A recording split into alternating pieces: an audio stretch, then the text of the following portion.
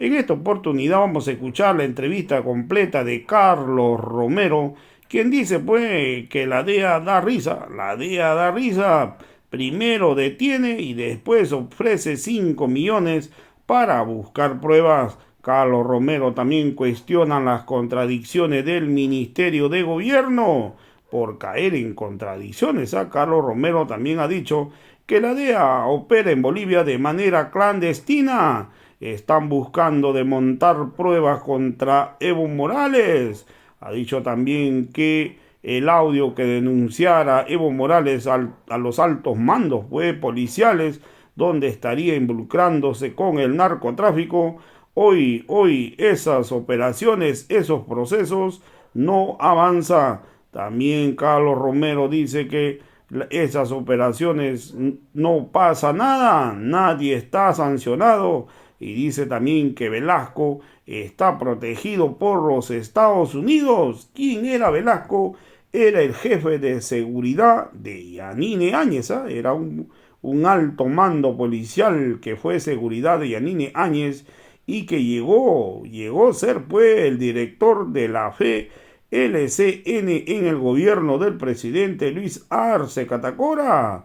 Por eso que Carlos Romero dice cómo es posible que llegara a ocupar tan altos cargos. También ha dicho claramente a Carlos Romero, dice pues que le vendieron los celulares a Evo Morales, el celular pues que prácticamente le robaron, le vendieron a la DEA como pruebas. Posiblemente, dice, habrían ofrecido como 3 millones de dólares. Carlos Romero también ha dicho que este gobierno tiene que ponerse a trabajar con la lucha pues contra el narcotráfico. Vamos a escuchar pasajes de esta conferencia de prensa donde Carlos Romero ha amenazado con seguir soltando más pruebas. Y un poco titubeante dice, y es posible que tenga nexos con el narcotráfico. Luego, en Estados Unidos se informa que Dávila fue detenido por vínculos con el narcotráfico. Pero miren qué sui generis. ¿Cómo es que el Departamento de Estado ofrece 5 millones de dólares de recompensa a quien presente pruebas que involucren a Dávila con el narcotráfico? O sea, inverosímil digo porque no puedes detener a alguien y después decir, ofrezco plata para que presenten pruebas contra esa persona que he detenido. ¿No es cierto? Han hecho muy mal las cosas. No se hacen así las cosas cuando se maneja la seguridad del Estado. Y peor cuando se proclaman como los guardianes de la seguridad internacional. Es decir, esto es un motivo de risa. Es un ridículo que están haciendo. Detener a alguien y ofrecer recompensa para las pruebas. Muy bien. Sigamos. Este es el ministro de Gobierno. Resulta que se refiere luego a Dávila porque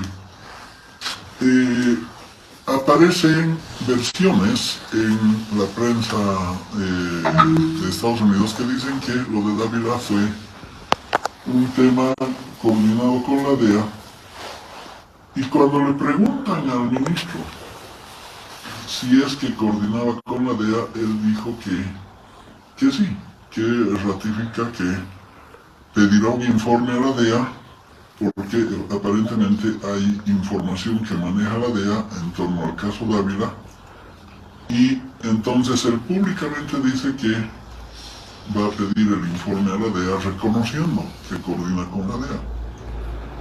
Luego ustedes, la prensa, le pregunta al canciller Maita, ¿está coordinando el gobierno nacional con la DEA? Y el canciller niega y dice no, la DEA no opera en Bolivia. Eso es falso. La DEA no tiene ninguna autorización para operar en Bolivia. Y entonces este ministro tiene que retractarse y dice no, para nada, nosotros no hablamos nada con la DEA. Muy bien. Estas contradicciones a nosotros nos llevan a preocupación. O sea, detienen a alguien, lo acusan de una cosa, en el norte lo acusan de otra, en el norte dicen que es operativo de la DEA, el señor dice que es operativo suyo, uno dice que no está la DEA, otro dice que sí está la DEA, o sea, por lo menos deberían reunirse para coordinar mejor su escenografía, ¿no? El tema es el siguiente. La DEA sí está en Bolivia, opera clandestinamente, pero la DEA opera desde la época de Murillo de manera muy agresiva en el escenario político boliviano, con fines políticos, no de lucha contra el narcotráfico. Esta es una afirmación muy severa, muy drástica que estoy haciendo, y lo voy a demostrar en las siguientes semanas y en los siguientes meses.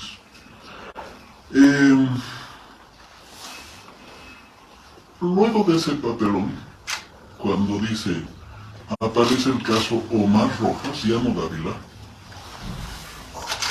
que el caso Omar Rojas supuestamente es un operativo puro de la DEA. Entonces dice, voy a pedir informe a la DEA. Parece que el ministro no tiene todas las piezas del rompecabezas, porque aquí está Dávila, Rojas, Techo de Paja, Lima Lobo, ¿no es cierto? Uno cae en Colombia, los otros dos caen en Perú, el otro supuestamente cae a punto de cruzar la frontera argentina, supuestamente. Entonces, pero resulta que en todos estos casos cayeron por investigaciones supuestamente de la DEA. Participó la Policía Boliviana, el Ministerio de Gobierno, tenía pleno conocimiento, no lo tenía, ¿no? Lo extraño es que a Lima Lobo lo metimos preso nosotros. A Techo de Paja nosotros tramitamos el mandamiento de aprehensión que nunca ejecutaron los golpistas. Y resulta que todos los nexos coligados a partir de estas personas pues construyen una plataforma de protección desde Núñez, el ex ministro de la presidencia, Murillo, lógicamente, la DEA norteamericana, y continúa con el actual gobierno y el ministro de Guerra. Bien. Nosotros nos pregunta la prensa qué tenemos que opinar del caso Dávila. Pues la verdad, como siempre nos hemos manejado con la verdad, Dávila ha sido designado en función de una orden de destinos propuesto por el Comando Nacional de la Policía Boliviana en ese momento, en la gestión 2019. En lo fundamental siempre hemos respetado la institucionalidad de la Policía Boliviana en cuanto a la proposición de las órdenes de destino, y prácticamente hemos restringido nuestro papel a revisar si había algún antecedente, algún incumplimiento de requisitos legales o algún antecedente de denuncias en curso para opinar sobre uno u otro director.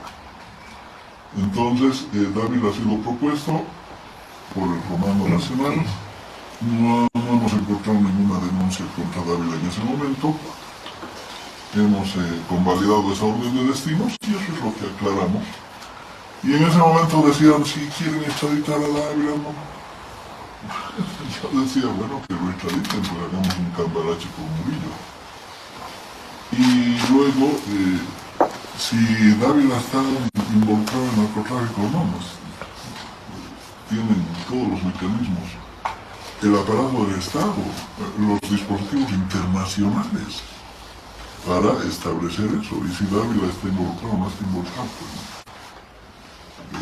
corresponde a los mecanismos investigativos y judiciales establecer si está o no involucrado.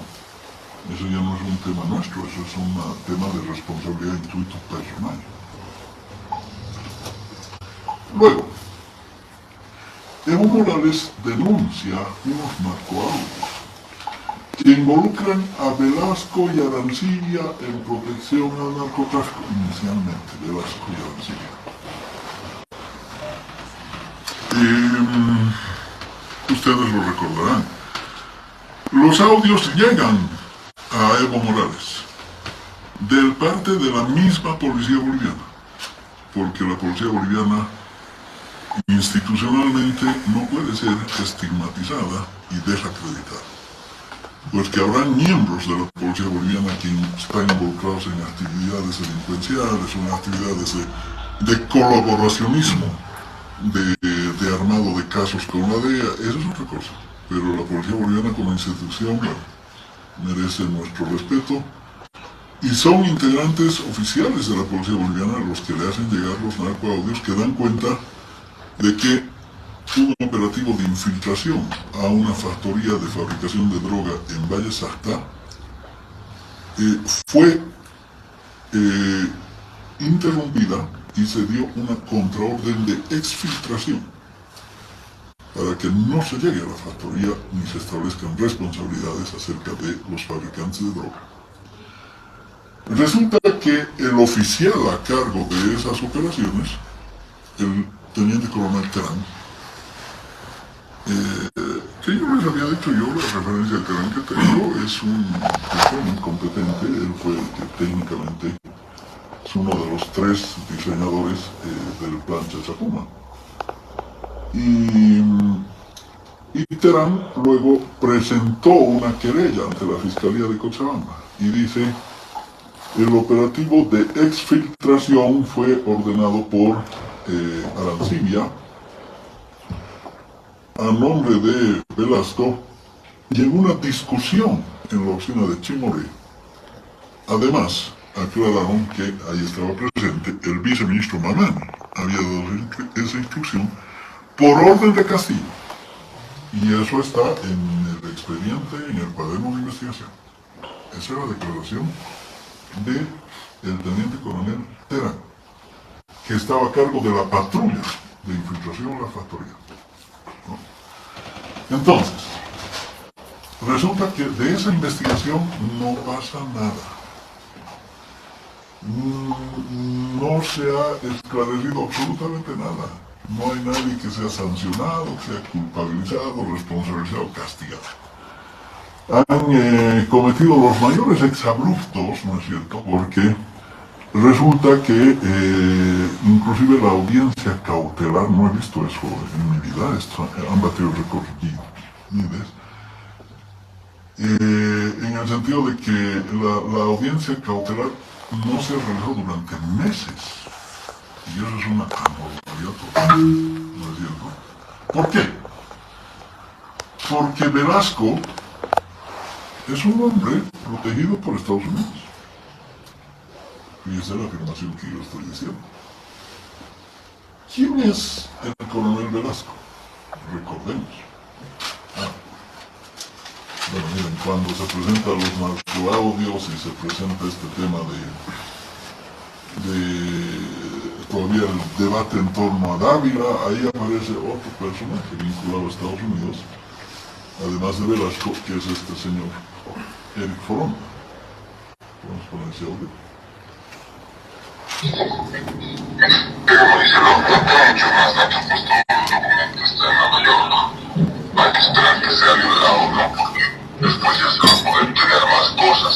Pero todo hace ver que hay que deberían ver y que también, digamos, es clave. No sé por qué el periodismo se olvidó de un hombre que es clave en la estructura de Morales, Felipe Cáceres.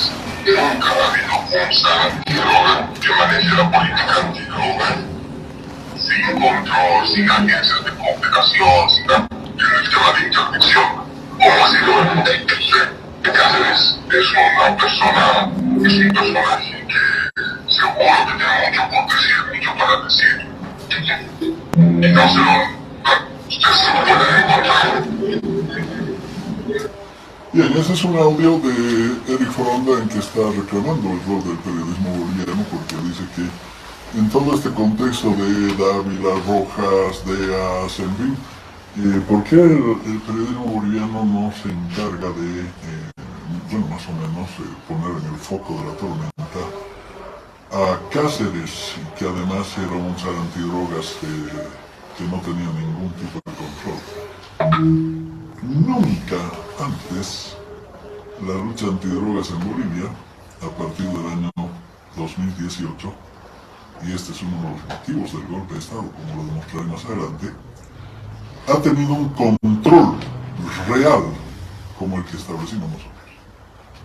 Nosotros creamos el Centro de Investigación Regional Antinarcóticos, el CERIAN, como oficiales de alta graduación enviados por las policías vecinas, donde participaban, además de los policías de alta graduación, oficiales enviados por las policías de los países vecinos, participaban en calidad de veedores, Canadá, España, y toda la parte tecnológica fue provista, instalada y monitoreada por Naciones Unidas. ¿No es cierto? Nunca antes en la historia de Bolivia se hizo un envío de drogas controlado conjuntamente Naciones Unidas y el Interpol. Eso está en los informes clasificados de Naciones Unidas que en su momento presentaron como un caso estrella. ¿No es cierto? Entonces, pero bueno, aquí el tema es la preocupación profunda. Focalícenlo a Cáceres. ¿Por qué? Porque está vinculado a Evo Morales. Y sigue la trama, veamos. Sigue la trama. Volvamos a Velasco. Este señor ha sido puesto por la Embajada de Estados Unidos como jefe de seguridad de Yanine Áñez. Para quien sabe el ABC de la seguridad de Estado, escúcheme lo que estoy diciendo públicamente. No existe la mínima posibilidad en un área de influencia geopolítica de Estados Unidos que un gobierno que emerge producto de un golpe de Estado, un gobierno de alineamiento de derecha, un gobierno en cuya conspiración política participa Estados Unidos a través de su embajador disfrazado que se llama Luis Almagro. No existe ninguna posibilidad que el jefe de seguridad de la presidenta sea alguien que no haya sido enviado por Estados Unidos. Es decir, Velasco ha sido designado por la Embajada de Estados Unidos. El que ha transmitido la orden de la Embajada de Estados Unidos, como siempre, esa es su tarea, es el señor jefe de seguridad, a quien ha conocido en la plataforma del Alto cuando aterrizó en la avioneta que le trasladó del Benín, informándole a ella que él era su jefe de seguridad. Ella ha sido informada que tenía un jefe de seguridad así. Lo que no es muy... no responde mucho al protocolo que nosotros aplicamos, porque de la ministra, había otros ministros, ellos podían observar en su caso a su decano, o hasta renunciar a la decana. Como también el señor Foronda ha sido enviado por la Embajada de Estados Unidos a cumplir tareas de asesoría en el Palacio de Gobierno. Bien. Por eso es que Velasco no es castigado y no es investigado por el tema de los narcoaudios. Arturo Mongerillo había designado a Velasco como director de la FELCC en Santa Cruz del año 2020. El instrumento de persecución política de Murillo, que configuró un estado policíaco en la época de Yanine Áñez, operó a través de la FELCC.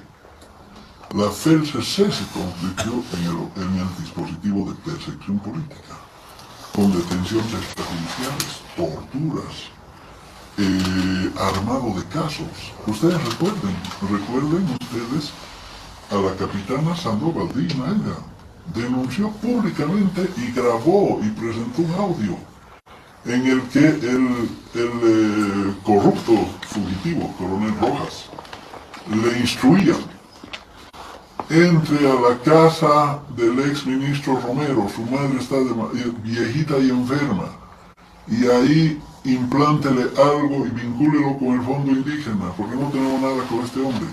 La capitanía le grabó y lo denunció ante ustedes, ante los medios de comunicación, en plena época del golpismo. ¿No es cierto? Entonces el FELCC fue el dispositivo de planificación política y ahí fue mandado Velasco en la gestión de Arturo Murillo, después de cumplir tareas de seguridad en el propio Palacio de Gobierno. Castillo luego designa como director nacional de la lucha contra el narcotráfico a Velasco. Y entonces le preguntan, ¿cómo es que el jefe de seguridad del Yanine Áñez es director de la FELC-N en la gestión del MAS? En la gestión de Arce, en la gestión de Castillo. La respuesta es muy sencilla. Castillo fue notificado con que su director nacional de la FELC-N iba a ser Velasco. Porque en ese momento ya habían desinstitucionalizado a la FELC-N. La Escuela de Garras, un dispositivo de orgullo internacional, prácticamente fue desmantelada por Murillo y sus secuaces. Los nuevos designados a la FELC-N ya no obedecían un proceso de proposición desde el Comando Nacional. Recuerden ustedes que públicamente Aguilera dijo más de una vez, yo no tengo que ver con la FELC-N. Yo no designó a nadie a la FELC-N. Lo digo públicamente. Pero además ustedes recuerden, en el aniversario de la policía, cuando se había dispuesto la remoción de Aguilera después del triple asesinato de Porongo, y cuando ustedes estaban ahí para cubrir la transmisión de mando al nuevo comandante de la Policía Nacional, entra Aguilera, todos están armados, porque ya han armado, yo se los voy a desmontar públicamente ante las cadenas internacionales. Se los voy a desmontar públicamente. Porque no era yo un ministro de escritorio, no era un ministro que la pasaba bien, no. Nosotros trabajábamos un promedio mínimo de 18 horas por día, de lunes a domingo. Entonces, yo sé rigurosamente cómo se hicieron todas las investigaciones, tengo todos los detalles, tengo los documentos, estoy cruzando información, estoy actualizando información, estoy cotejando con algunos ex colegas míos en el exterior, etcétera, etcétera, con algunos dispositivos de investigación también. Entonces, realmente vamos a estar en condiciones de demostrarles que esto es apenas el inicio. Es una cosa que se va a volver un boomerang para quienes la armaron, pensaron que con esto se iban a deshacer de Evo Morales, esto es lo que han montado, pensaron que con esto iban a proscribir al MAS, iban a eliminar a Evo Morales, y bueno, se han dedicado a la francachera, pues no es cierto, por eso roban, extorsionan narcos, se sienten infalibles, se sienten inexpugnables, piensan que no les va a pasar nada, ¿no es cierto? Pero resulta que todo crimen tiene patas cortas, ustedes lo saben. Y peor, cuando quieren armar algo que no corresponde a la realidad, eso tiene todavía patas mucho más cortas. Entonces, lamentablemente, el Ministerio de Gobierno está demostrando incompetencia hasta para el armado de casos, ¿no? Y reitero, es solo el inicio de una larga historia. Una puntualización, don Carlos. Cuando hablamos acerca de los 3 millones que estaba ofreciéndose por estos audios, son 3 millones que... Por esos celulares, se pagó. El gobierno... Yo no sé si los pagaron o no los de la DEA, pero lo que pasa es que cuando ellos ofrecen 5 millones para quien presente pruebas, les llevan los teléfonos y están verificando qué información hay en los teléfonos, ¿no es cierto? Y dicen, pero, o sea, se suponía que tenían que confirmar, dicen, ¿no? Confirmar que lo de Techo de Pájaro, lo de Limalobo, lo de Rocas, pero si ese operativo lo hicimos nosotros. Es decir, nosotros fuimos los que metimos preso a Villalobos. Es decir, y si a Dávila, como dice que tiene un informe en la DEA, que si Dávila fue visto el día en que despega el narcochel en Guayaramerín precisamente, que hacía Dávila ahí, dicen que se lo vio a Dávila. Ah, bueno, señores, el narcochel lo operaron en el gobierno de Yanine Áñez, ¿no es cierto? El narcochel estaba piloteado por el sobrino directo de Yanine Áñez, segundo sobrino que cae con droga en el exterior, llevando droga en un avión, segundo sobrino directo. El narcochel lo operó el hermano de Yanine Áñez, es decir, hizo todo el gestionamiento y el protocolo para que opere ese avión. El narcochel lo operó como un gran narcotraficante de San Borja, que luego ustedes van a tener muchas sorpresas porque es en realidad el peso pesado de Mombaca, de muchas cosas. Y qué casualidad, fíjense ustedes, el investigador estrella que manda Murillo para investigar el caso del narcochel, qué casualidad, el capitán Aparicio. Lo conocen, ¿no? Al que le llamaron de Porondo, al que le llamaron de triple asesinato, arregla esto, ¿no? Qué casualidad, el investigador estrella de Mondaca, qué casualidad, el investigador estrella de los aviones que salen sin autorización en la oscuridad de la noche de San Borja, de las avionetas, y dos caen con droga en Paraguay. No, Carlos, si me permite, esto quiere decir que la policía ha logrado obtener o robar, entre comillas, estos celulares para entregarles esa información a la DEA. Eso se puede presumir, eso se puede presumir. Y precisamente cuando hablan de 3 millones, claro, 3 millones se confunde un poco por el tema del idioma. Dice 3 o 13, 3.000 o 13, entiendo que son 3 millones, lo que están negociando, ¿no? Pero dice, pero está ahí la información que tenían que confirmar, dice, ¿no? Y luego hay unas palabras sueltas que se utilizan más o menos como diciendo, ya hemos hecho un papelón antes, supongo que se refiere a lo de Cuellar, ¿no? Pero de ahí tendría vinculación, don Carlos, con el Ministerio de Gobierno, con el ministro. Presumo que sí. ¿Por qué? Porque ¿quién ha nombrado a Velasco? Que Velasco era el showman que le salvó la vida a un periodista que tenía mandamiento de aprehensión. Eso que le cuente a su abuelita, ¿no? Reitero, Velasco, hombre de la embajada, por eso no hay sanción, no hay juicio, narcoaudios, tantas irregularidades, protección descarada del narcotráfico. Miren, les estoy mostrando cómo Aparicio operaba en los casos fuertes, entrando el narcotráfico, en la época de Yanine Áñez. Es decir, el esquema continúa, todo el esquema de protección al narcotráfico que armaron Núñez, Murillo y compañía, continúa intacto, ha tenido sus ramificaciones, ha tenido sus fisuras en determinado momento, que en su momento también las vamos a exponer, ¿no es cierto? Pero Velasco fue mandado por la Embajada de Estados Unidos primero para hacer seguridad a Yanine Áñez, es decir, los gringos utilizan en la jefatura de seguridad como para hacer la infiltración y el monitoreo de que se porten bien sus subordinados. Y segundo, el hombre protegido de la Embajada Norteamericana, director nacional de la FERTENE, se produce con él el escándalo de los narcoaudios y ahora resulta que